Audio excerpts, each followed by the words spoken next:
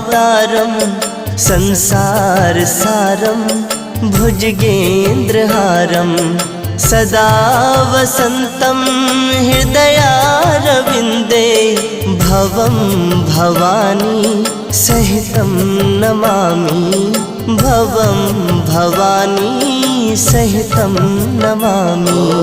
कर्पूरगौरं